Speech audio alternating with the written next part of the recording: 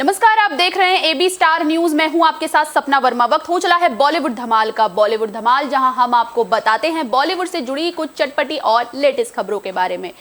खबरों में आगे बढ़ने से पहले इस वक्त की बड़ी खबर की तरफ रुख कर लेते हैं। इस वक्त की बड़ी खबर मुंबई से आ रही है। मुंबई में रणवीर सिंह पर एफआईआर दर्ज कर ली गई है। दरअसल पूरा मामला न्यूड फोटोशूट से जुड़ा है। मुंबई पर रणवीर सिंह पर एफआईआर दर्ज कर ली है। न्यूड फोटोशूट रणवीर सिंह को महंगा पड़ गया है, जिसके बाद उनको लेकर मुंबई के चेंबूर पुलिस थाने में एफआईआर दर्ज कर ली गई है। एफआईआर दर्ज करने वाला एनजीओ का शख्स प्रवक्ता बताया जा रहा है, एनजीओ से जुड़ा हुआ बताया जा रहा है, जिसने कि रणवीर सिंह के खिलाफ एफआईआर दर्ज कर ली है। और अब जो है रणवीर के लिए ये जो फोटोशूट है, न्यूड फोटोशूट, उन पर काफी ज्यादा आफत बनकर टूटा है। किस तरीके से लगातार अपने इस फोटोशूट की वजह से रणवीर काफी ज्यादा सुर्खियों में थे और इस वजह से रणवीर को काफी ज्यादा ट्रोलिंग भी सहनी पड़ी थी। बॉलीवुड अभिनेता रणवीर सिंह के बोल्ड फोटोशूट की वजह से सोशल मीडिया पर इन दिनों बवाल मचा हुआ है। तस्वीरों के सामने आने के बाद ही जहां लोग अभिनेता को सोशल मीडिया पर ट्रोल कर रहे हैं, तो वहीं सेलेब्स अलग अलग तर्क देकर उन्हें बचाने की कोशिश कर रहे हैं। लेकिन ना ही रणवीर सिंह की तस्वीरें और ना ही सेलेब्स के बयान किसी के गले से नीचे उतर रहे हैं। अब सोमवार को इनके खिलाफ पुलिस में शिकायत की गई थी और अब मुंबई के चेंबूर थाने में महिलाओं की भावनाओं को आहत करने के जुर्म में अभिनेता के खिलाफ एफआईआर दर्ज कर ली गई है। इतना ही नहीं, लोग रणवीर सिंह की गिरफ्तारी की भी मांग कर रहे हैं। इनके खिलाफ जो एफआईआर दर्ज की है उसमें आईपीसी की धारा 292, 293 और 509 के तहत जो है पूरी धाराओं के तहत मामला दर्ज किया गया है। उसके बाद जो दर्ज करवाने वाले हैं वो एनजीओ से जुड़े हैं। एक एनजीओ चलाते हैं जिनका नाम ललित श्याम बताया जा रहा है, जिन्होंने कि उनके खिलाफ महिलाओं की भावनाओं को आहत करने को लेकर पूरा मामला दर्ज कराया है। ललित ने आरोप लगाया कि रणवीर सिंह की ऐसी बोल्ड तस्वीरें देखने के बाद महिलाओं के मन में लज्जा पैदा हो गई। इसी वजह से उन्होंने ट्विटर और इंस्टाग्राम से रणवीर की बोल्ड तस्वीरें हटाने की भी मांग की है।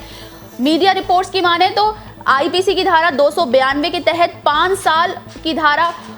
साल और धारा 293 के तहत 3 साल तक सजा का प्रावधान है। वहीं आईटी एक्ट 67A के तहत 5 साल की सजा हो सकती है। यानी अगर आरोप साबित हुआ तो रणवीर सिंह को कम से कम 5 साल की सजा सुनाई जा सकती है। तो रणवीर सिंह पर इन दिनों अपने न्यूड फोटोशूट की वजह से गाज गिरी है। रणवीर सिंह जो काफी ज्यादा ट्रोल हो रहे थे, इसको लेकर राम गोपाल वर्मा की ओर से भी समर्थन दिया गया फोटोशूट को। जहां एक तरफ सेलेब्स इसको लेकर, फोटोशूट को लेकर उन्हें डिफेंड करते हुए नजर आ रहे हैं, वहीं पर कुछ लोग हैं जो उन्हें ट्रोल कर रहे हैं। वहीं किसी के गले से नीचे रणवीर का स्टेटमेंट नहीं उतर रहा। जिस तरीके की तस्वीर थी वो काफी ज्यादा आपत्तिजनक थी कि हम आपको स्क्रीन पर भी वो नहीं दिखा सकते। किस तरीके से जब ये फोटो वायरल हुए उसके बाद से ही रणवीर ट्रोलिंग का शिकार हो गए और अब रणवीर सिंह पर जो है एफआईआर दर्ज हो चुकी है। मुंबई के चेंबूर थाने में उनके खिलाफ मामला दर्ज हो चुका है। ललित श्याम नाम के शख्स ने, जो एनजीओ चलाता है, उसने उनके खिलाफ महिलाओं की भावना को आहत करने को लेकर जो है आरोप लगाते हुए मामला दर्ज किया है। अब अगर सारे आरोपों की जांच होगी और अगर वो सारे धाराओं के मुताबिक, जिन धाराओं जो रणवीर पे धाराएं लगी हैं, अगर उनके तहत छानबीन हुई, आरोप सिद्ध हुआ, तो रणवीर को कम से कम 5 साल की सजा भी सुनाई जा सकती है। तो बॉलीवुड एक्टर रणवीर सिंह इन दिनों काफी ज्यादा परेशान और टेंशन के जो बादल हैं उन पे नजर आ रहे हैं। किस तरीके से रणवीर सिंह पर जो है अब जो है आफत बनकर गिर गया है उनका फोटोशूट। आफत बन चुका है उनका फोटोशूट। न्यूड फोटोशूट कराना रणवीर को महंगा पड़ गया।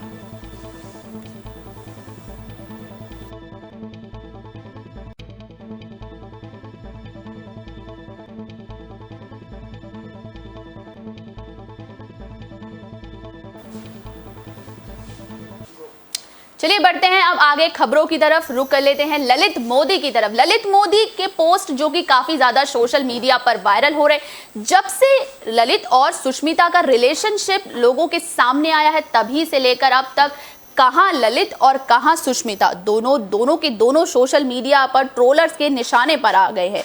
बॉलीवुड अभिनेत्री सुष्मिता सेन और मशहूर बिजनेसमैन ललित मोदी अपने रिलेशनशिप के ऐलान के बाद से ही लगातार सुर्खियां बटोर रहे हैं। सोशल मीडिया के जरिए ऑफिशियल किए गए अपने रिश्ते को दोनों ही आए दिन किसी न किसी वजह से चर्चा में बने रहते हैं। सुष्मिता और ललित मोदी के रिलेशनशिप की खबर सुनकर जहां कई लोग हैरान रह गए, तो वहीं कई लोगों को इस पर भरोसा करना भी मुश्किल हो गया। ऐसे में दोनों की डेटिंग की खबरें सामने आने के बाद लोगों की कई प्रतिक्रियाएं सामने आई, यहां तक कि दोनों को सोशल मीडिया पर लोगों ने ट्रोल भी कर दिया। लेकिन अब इस कपल ने लगातार ट्रोलर्स को मुंह तोड़ जवाब देना शुरू कर दिया है। इसी कड़ी में हाल ही में ललित मोदी ने अपने इंस्टाग्राम पर एक पोस्ट शेयर किया। आप हमारी स्क्रीन पर ललित का वो पोस्ट देख सकते हैं जिसमें उन्होंने ट्रोलर्स को करारा जवाब दिया है।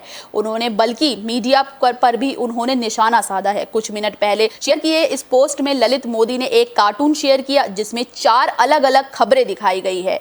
इस 4 खबरों में से एक खबर पर ललित और सुष्मिता के रिलेशनशिप की खबर भी है। कार्टून में दिखाया गया कि किस तरीके से देश की बड़ी समस्याओं को नजरअंदाज करते हुए लेकिन उनके रिलेशनशिप की खबर पर हर किसी की दिलचस्पी दिख रही है। इस पोस्ट को शेयर करने के साथ ही उन्होंने एक मजेदार कैप्शन भी लिखा। ये पहली बार नहीं कि जब ललित मोदी ने इस तरह के ट्रोलर्स को जवाब दिया है। सोशल मीडिया पर लगातार ट्रोल करने के बाद अब ललित और सुष्मिता लगातार ट्रोलर्स को जवाब दे रहे हैं। हाल ही में ट्रोलर्स पर भड़ास निकालते हुए ललित ने एक पोस्ट शेयर किया और उनकी आलोचना करने वालों को सख्त हिदायत दी। उन्होंने पोस्ट के जरिए एक कोट शेयर किया जिसमें लिखा था कि जो लोग ऐसा नहीं कर सकते उन्हें ऐसा करने वालों को परेशान नहीं करना चाहिए। इससे पहले भी सुष्मिता और ललित अपनी रिलेशनशिप के बाद लंबा चौड़ा पोस्ट शेयर कर चुके हैं। हालांकि अब दोनों ने ये साफ सबको बता दिया कि उन्हें इन सब से कोई फर्क नहीं पड़ता क्योंकि वो दोनों अपनी जिंदगी में खुश हैं। आपको बता दें जिस तरीके से जब से सोशल मीडिया पर ललित मोदी और सुष्मिता सेन का रिलेशनशिप आया है सामने, उसके बाद से ही लगातार वो ट्रोल होने शुरू हो गए। हाल ही में उन्होंने 4 खबरों के कार्टून फॉर्म में पोस्ट शेयर किए हैं जिसमें कि उन्होंने बताया कि देश में और मुद्दे भी हैं जैसे महंगाई, जीएसटी, बेरोजगारी। इन मुद्दों की तरफ ध्यान न देते हुए उनकी रिलेशनशिप वाली खबर को बड़े ही मसालेदार अंदाज में दिखाया जा रहा है। तो किस तरीके से लगातार जो है अब दोनों के दोनों परेशान हो गए हैं और आए दिन जो है इसको लेकर दोनों के दोनों पोस्ट शेयर कर रहे हैं। दोनों की अपनी निजी जिंदगी है, दोनों के अपने फैसले हैं, पर वो कहते हैं कि जिस तरीके से वो ट्रोलर्स के निशाने पे आ रहे हैं उससे साफ जाहिर हो रहा है कि अब वो चुप नहीं बैठेंगे और सबके जवाब देंगे। वहीं दूसरी तरफ सुष्मिता को देखा जाए तो सुष्मिता को लगता है कि इन सब से अब कोई फ़र्क नहीं पड़ता। वो बहुत कम लिखती हैं और बहुत कम ही बार बार ट्रोलर्स के जवाब देती हुई नज़र आ रही हैं। तो किस तरीके से अब जो है एक नया पोस्ट ललित मोदी की तरफ से सामने आया है।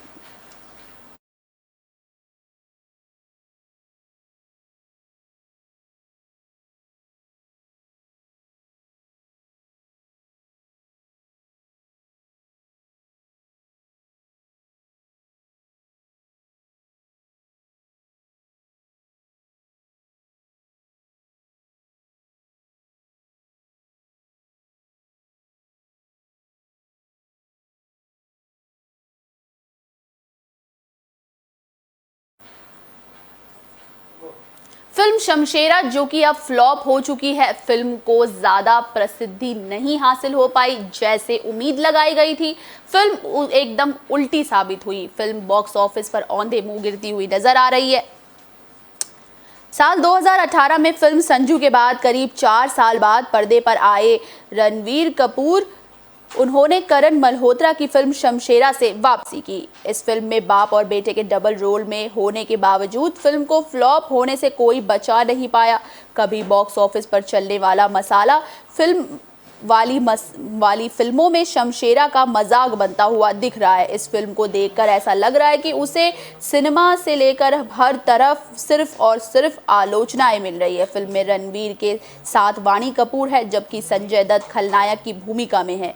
रणवीर कपूर फिल्म शमशेरा से मेकर्स और फैंस को बड़ी उम्मीदें थी, लेकिन फिल्म को मिल रहे रिस्पॉन्स से साफ है कि दर्शकों ने इस फिल्म को नकार दिया है। फिल्म की स्टोरी 18वीं सदी वाली से है जो कि सेना में अधिकारी बनना चाहता है, लेकिन वो एक ट्राइब से आता है जिसे ब्रिटिश ने गुलाम बना लिया है। रणवीर ने बल्ली के पिता शमशेरा की भूमिका निभाई है, जो कि ट्राइब का मुखिया है। रणवीर के दोनों कैरेक्टर अंग्रेजों के खिलाफ विद्रोह में अपने कबीले की अगुवाई करते हैं। रिलीज से पहले ही दिए गए इंटरव्यू में वाणी कपूर के झूठे दावों के बावजूद रणवीर उनके पास करने के लिए कुछ खास नहीं है, सिवाय डांस करने और उनकी आकर्षित करने वाली पर्सनैलिटी के सिवा। उन्होंने बताया कि उनका किरदार सोना बल्ली के साथ प्यार करती है और बहुत कुछ देखने को मिलेगा, लेकिन जिस तरीके से उम्मीदें लगाई जा रही थी फिल्म को लेकर, फिल्म औंधे मुंह गिरती हुई नजर आ रही है। फिल्म फ्लॉप हो चुकी है और मेकर्स की सारी उम्मीदों पर पानी फिर गया है।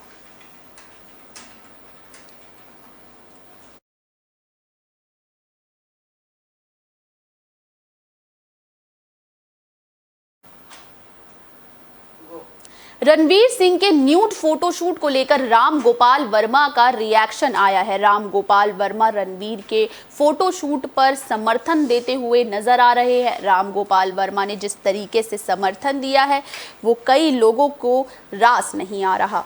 रणवीर सिंह का लेटेस्ट फोटोशूट इन दिनों काफी ज्यादा सुर्खियों में, फैन से लेके सेलेब हर कोई बस इस पर अपना रिएक्शन दे रहा है। हाल ही में इंटरव्यू के दौरान राम गोपाल वर्मा ने इस पर रिएक्ट किया है। डायरेक्टर ने कहा है कि हो सकता है कि रणवीर का फोटोशूट जेंडर इक्वालिटी का स्टेटमेंट हो। साथ ही उन्होंने कहा कि अगर महिलाएं अपनी बॉडी दिखा सकती हैं तो पुरुष क्यों नहीं कर सकते। राम गोपाल वर्मा ने बताया कि मुझे लगता है कि जेंडर इक्वालिटी की मांग करने का ये उनका तरीका है। अगर महिलाएं अपनी बॉडी दिखा सकती हैं तो पुरुष ऐसा क्यों नहीं कर सकते। ये दोगली मानसिकता है कि पुरुषों को हमेशा डिफरेंट स्टैंडर्ड से जज किया जाता है। पुरुष के पास महिलाओं के बराबर अधिकार होने चाहिए। रणवीर का फोटोशूट जेंडर इक्वालिटी स्टेटमेंट पर आधारित है। फिल्म मेकर ने कहा कि मुझे लगता है कि भारत फाइनली उस वक्त से आगे निकल आया है और रणवीर जेंडर इक्वालिटी के स्टेटमेंट है। बता दें कि रणवीर ने एक फोटो शूट करवाया था जिसकी वजह से वो काफ़ी ज़्यादा सुर्खियों में आ रहे थे, और वहीं जहां पर लगातार इस फोटो शूट को ट्रोलिंग का शिकार होना पड़ा, तो वहीं इसको लेकर कुछ सेलेब्स थे जिन्होंने काफ़ी समर्थन किया। दीपिका ने भी उनके इस पर समर्थन दिया है। तो किस तरीके से जो है उनके सपोर्ट में सेलेब्स उतर कर आ रहे हैं और अब उनके फोटोशूट को जेंडर इक्वालिटी का नाम देते हुए राम गोपाल वर्मा ने मीडिया से बातचीत की है।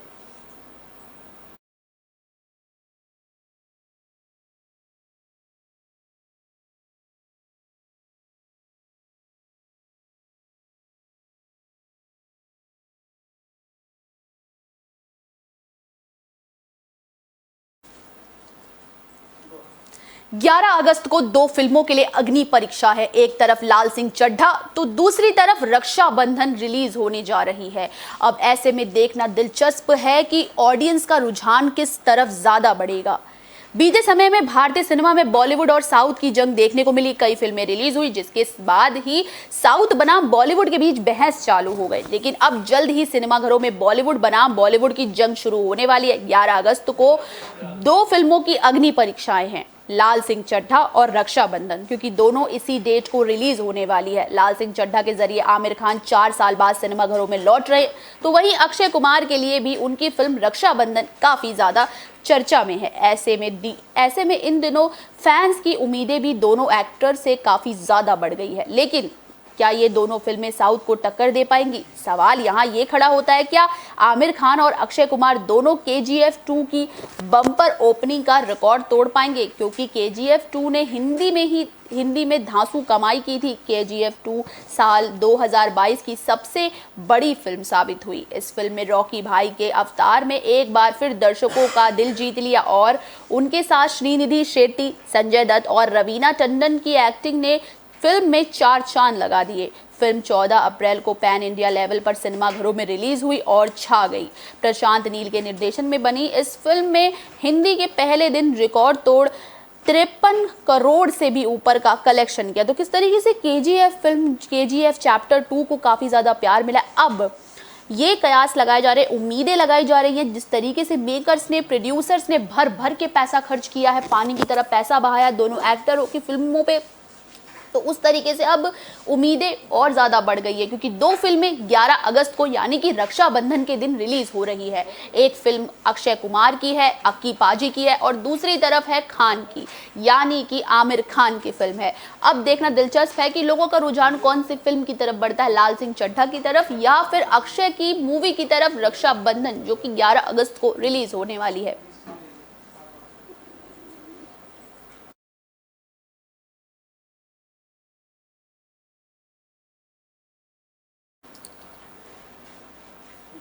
भूल भुलैया 2 के बाद अपनी नई फिल्म को लेकर कार्तिक आर्यन काफी ज्यादा सुर्खियों में है। दरअसल उनकी ये नई फिल्म लोगों को रास नहीं आ रही, जिस वजह से उनकी इस फिल्म को नकारा जा रहा है। कार्तिक आर्यन भूल भुलैया 2 की सफलता के बाद काफी ज्यादा चर्चा में। दरअसल उनकी आने वाली फिल्म शहजादा की शूटिंग चल रही है और वो इसकी सेट की तस्वीरें आए दिन शेयर करते रहते हैं। इसके अलावा वो इन दिनों रोमांटिक थ्रिलर फिल्म फ्रेडी को लेकर सुर्खियों में बने हैं, लेकिन कार्तिक की ये फिल्म इन दिनों मुश्किलों में फंसती हुई दिख रही है। इस फिल्म का निर्देशन वीरे दी वेडिंग फेम शशांक घोष ने किया है। दरअसल इस फिल्म को पहले सीधा OTT प्लेटफॉर्म पर रिलीज किया जाना था, लेकिन अब ऐसा नहीं हो रहा। कार्तिक ज्यादातर रोमांटिक कॉमेडी फिल्मों के लिए जाने जाते हैं। उनका कॉमेडी अंदाज लोगों को बहुत भाता है, लेकिन कुछ अलग करने की चाहत में कोरोना काल में कार्तिक आर्यन की फिल्म धमाका को सीधे OTT पर रिलीज किया गया। ये फिल्म एक्शन थ्रिलर फिल्म थी, लेकिन इस फिल्म को दर्शकों ने सिरे से खारिज कर दिया। अब उनकी दूसरी फिल्म फ्रेडी को संकट का सामना करना पड़ा है। फ्रेडी के मेकर्स ने इसको रिलीज करने के लिए कई OTT प्लेटफॉर्म से संपर्क किया, लेकिन OTT ने सीधे उनकी फिल्म को लेने से मना कर दिया। उनका कहना है कि पहले निर्माता इस फिल्म को थिएटर में रिलीज करे। दरअसल धमाका के OTT पर फ्लॉप होने के बाद फिल्म की इसमें दिलचस्पी नहीं है। कार्तिक आर्यन की ज्यादातर फिल्में हिट रही, ऐसे में निर्माताओं को इस फिल्म को सीधे OTT पर रिलीज करने को लेकर परेशानी का सामना करना पड़ा। ऐसे में भूल भुलैया 2 की शानदार सफलता के बाद अब फ्रेडी को सिनेमाघरों में रिलीज करना एक बड़ा फैसला साबित हो सकता है। तो किस तरीके से जो कार्तिक आर्यन है, उनकी मूवी आई थी भूल भुलैया 2, जिसे काफी ज्यादा प्यार मिला। भूल भुलैया 2 ने काफी ज्यादा रिकॉर्ड तोड़ लिए थे कमाई के मामले में, और अब फ्रेडी को लेकर जो है मेकर्स ने साफ तौर पर इनकार कर दिया है। OTT वालों ने भी साफ तौर पर इनकार कर दिया कि भैया अब हम इस फिल्म को रिलीज नहीं करेंगे OTT पर, क्योंकि मेकर्स रिस्क नहीं लेना चाहते। क्योंकि इससे पहले धमाका जब रिलीज हुई थी तो उनकी ये फिल्म फ्लॉप हो गई थी, क्योंकि कोरोना काल में डायरेक्ट इसे OTT पर रिलीज किया गया। धमाका उस समय कमाई नहीं कर पाई। उस हिसाब से अब मेकर्स रिस्क नहीं लेना चाहते, क्योंकि कार्तिक का अगर बात की जाए तो एक ऐसे एक्टर है कि जिस भी फिल्म को करते हैं वो सुपर डुपर हिट रहती है। फिल्म जैसे ही बॉक्स ऑफिस पर रिलीज होती है, फैंस उनकी फिल्म को देखने के लिए बेताब रहते हैं। और ऐसे में जब फ्रेडी को लेकर OTT की तरफ से नकारा जा रहा है, तो उसी तरफ मेकर्स का भी इसको लेकर प्रतिक्रिया सामने आ रही है। साफ तौर पर जाहिर है कि मेकर्स रिस्क नहीं लेना चाहते, इसीलिए OTT पर इसे रिलीज नहीं कर रहे।